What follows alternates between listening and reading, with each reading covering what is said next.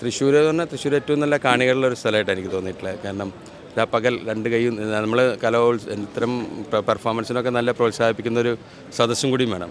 അതിന് യാതൊരു ക്ഷാമമില്ലാത്ത സ്ഥലമാണ് തൃശ്ശൂർ. കലോത്സവം സന്തോഷമുള്ളൊരു സംഭവമാണ്. വളരെയധികം ആളുകൾ, നമ്മുടെ സുഹൃത്തുക്കളൊക്കെ വരുന്നു, കേരളം മുഴുവനും വരുന്നു. ഇപ്പം നിങ്ങൾ മാധ്യമക്കാർ വന്നപ്പോൾ ലോകം മുഴുവനും ഒരു ഉത്സവമാക്കി കലോത്സവം. അപ്പോൾ വളരെ സന്തോഷം. ഞാൻ ഒരുപാട് കലോത്സവത്തിൻ്റെ ഭാഗമായിട്ടുണ്ട്. ഞാനാദ്യം പ്രേക്ഷകനായിട്ട് തന്നെയാണ് ആദ്യം ഭാഗമായിട്ടുള്ളത്. ഇപ്പോൾ ചെറുപ്പത്തിലൊന്നും അങ്ങനെ വലിയ കലയായിട്ടൊന്നും ഇങ്ങനെ വന്ന് കാണാറുണ്ട്. ഞാൻ പലപ്പോഴും നമ്മളൊരു കലാകാരനാക്കിയത് ഈ നഗരമാണ്, ഇതിലത്തെ ചലനങ്ങളാണ്. എപ്പോഴും ഇവിടെ ഉത്സവങ്ങളും മേളങ്ങളും പൂരങ്ങളും നാടകോത്സവമൊക്കെ ആയിട്ട് ഒരുപാട് സംഭവങ്ങൾ എപ്പോഴും നടക്കുന്നതാണ്. അപ്പോൾ ഇതിൽ കൂടി കടന്നുപോയൊരു വ്യക്തിയായ കാരണമാണ് ഞാനും കാലക്രമേണ കലാകാരനായെന്ന് പറയാം.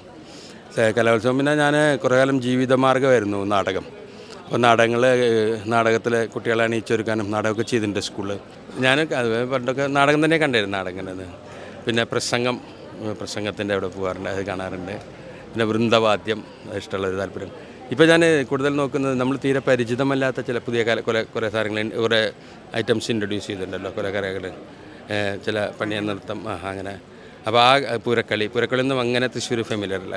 കലോത്സവത്തിൽ മാത്രമേ കാണാറുള്ളൂ. ഇവിടെ അങ്ങനെ വ്യാപകമായി കളിക്കുന്ന ഒരു സംഭവമല്ല. അപ്പോൾ അത്തരം കാര്യങ്ങൾ കാണാൻ ശ്രദ്ധിക്കാറുണ്ട്. എല്ലാ വർഷവും കലോത്സവം കാണാൻ ഇല്ല, വരുമ്പോഴൊക്കെ ഉള്ള സമയത്താണ് ഞാനിവിടെ ഉണ്ടെങ്കിൽ തീർച്ചയായിട്ടും വരാം.